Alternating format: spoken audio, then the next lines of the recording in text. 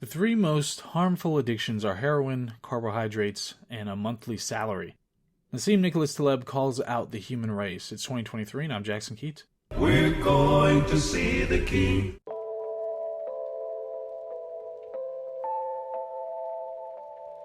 Now, who is Procrustes? The Bed of Procrustes by Nassim Nicholas Taleb references Procrustes, who's a character in Greek mythology. And what he did was he would invite people over, and if they didn't fit their bed, in lieu of buying them another one or altering the bed, he would, if they were too tall, he would cut something off. If they were too short, he would stretch them out. So this is supposed to be this is a reference to how Taleb sees the way people approach the world. And hopefully you can pick up on what he's suggesting here. So, the Bed of Procrustes is actually a book of aphorisms, so it's wise sayings that run the gamut. A lot of the categories that he references among them are counter-narrative, the sacred and the profane, chance, success, happiness, and stoicism, theseus, or living the paleo life, ethics, robustness and fragility, epistemology, and subtractive knowledge. Taleb really is the unrelenting father figure that we all need. Much in a Nietzschean way, he decries the modern learned fragility. So, some of the aphorisms, we are going to go through them and have a bit of a discussion on some and let you just ruminate in others. So the first one, modernity's double punishment is to make us age prematurely and live longer. So of course there's irony in that. Age prematurely but live longer. There's another one that's related to it, wherein he talks about how terminal illness will mercifully kill you fast, while modern medicine will extend your suffering. Another aphorism, over the long term, you are more likely to fool yourself than others. The only thing people do more naturally than lying to others is lying to themselves. This is something that everybody knows, should know at least, unless you're fooling yourself. Everybody should know about how humans operate. That in order to cope, you rationalize much of the time with who you are, what you've done, what you've accomplished, what you should be doing, how other people's have wronged you, other people's that you have wronged, all those kinds of things. We love to deceive ourselves, just as a means of coping with life. Next aphorism, men destroy each other during war, themselves during peacetime. I think this was the most interesting one to me. If you encapsule gladiators, they will still gladiate.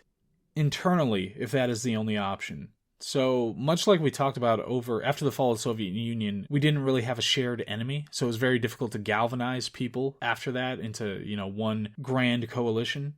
So if you don't have that external war, if you don't have that fight outside, then you fight an internal one. You have this instinct toward conflict, so you pull yourself apart because you don't have something to fight outside. Hard times create strong men create good times create weak men create hard times. That wasn't one of his aphorisms, obviously, that was just to make a point, is that it could be a built-in biological conflict fuse to clear the evolutionary debris and renew what is possible or what's available. But this ironic idea that if you take away war, if you avoid war, if you don't have war on the outside that you're fighting, then you're going to fight a war on the inside. And I don't think it's restricted to men either.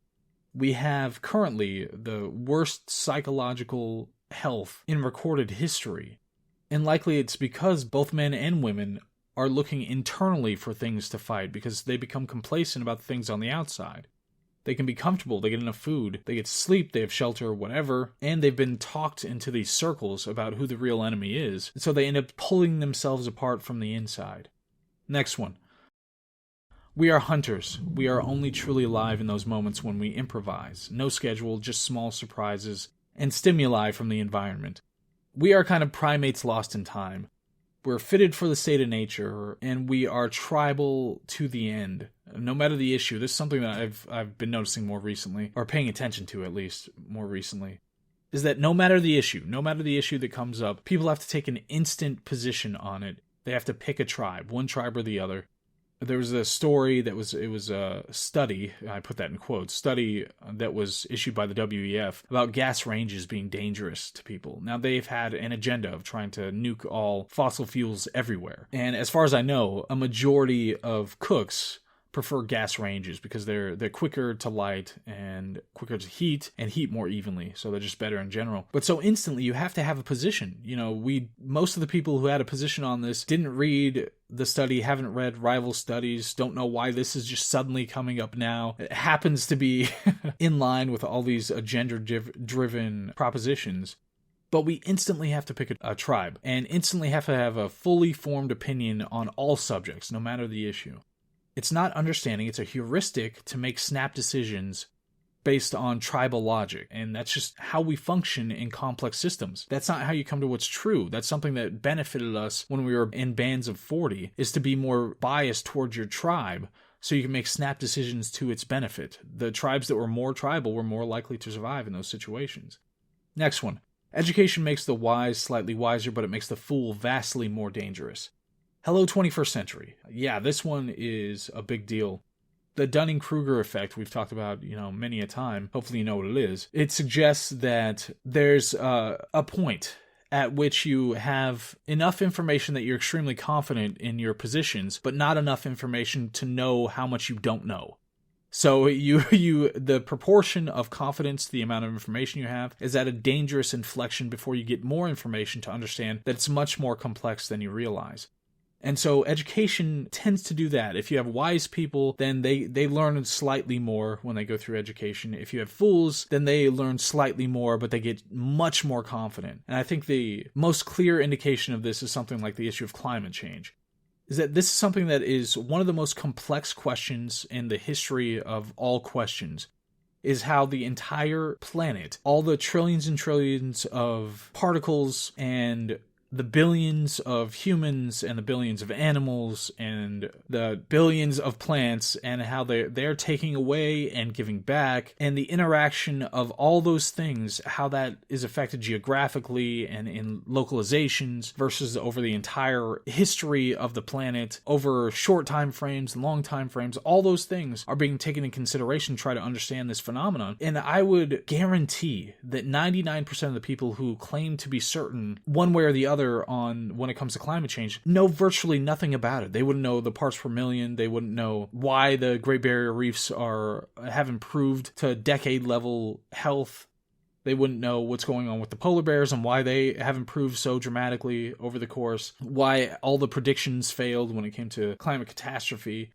No matter which side you're on, this is so insanely complex. It is completely ludicrous for anybody to pretend that they have a complete understanding, or even a sufficient understanding, to pretend certainty one way or the other on when it comes to climate change. And yet, it's absolutely something that we do. It's something that many, many people do. They'll spend an hour, if that, reading an article about it and say, yeah, I've got it all figured out. We can move on. So the next aphorism, you never win an argument until they attack your person. Again, hello 21st century. This used to be, when we used to educate people, this used to be an ad hominem fallacy. It was fallacious reasoning to say that I get to attack you as a person and therefore your argument fails. Today, it's the primary, if not the only leftist retort, but there are certainly versions of it on the right. At least you have won. When somebody attacks you personally, then you've won a debate, at least, on the merits. Next one, modernity. We created youth without heroism, age without wisdom, and life without grandeur. Now, all of those things might be equally destructive, but I think which one is particularly virulent to me is the youth without heroism. Because we have this grand oscillation between empiricism and romanticism. This is something that's been going on ever since the Enlightenment, at least.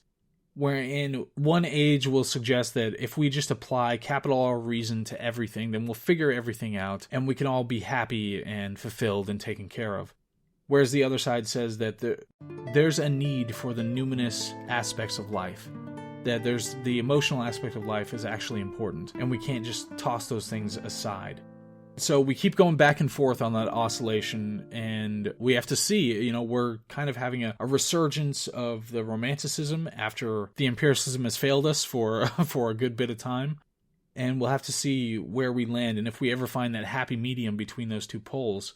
And just to get on with the business of living as a primate. Last one, you can only convince people who think they can benefit from being convinced. This is the game theory of advanced primate communication. When somebody believes that them being convinced will benefit them in some way, then they're much more likely to be convinced. So if you're using this as a strategy for argument, then that's something that you have to lead them down. This is the reason that it's going to benefit you in some way, so go ahead and allow yourself to be convinced.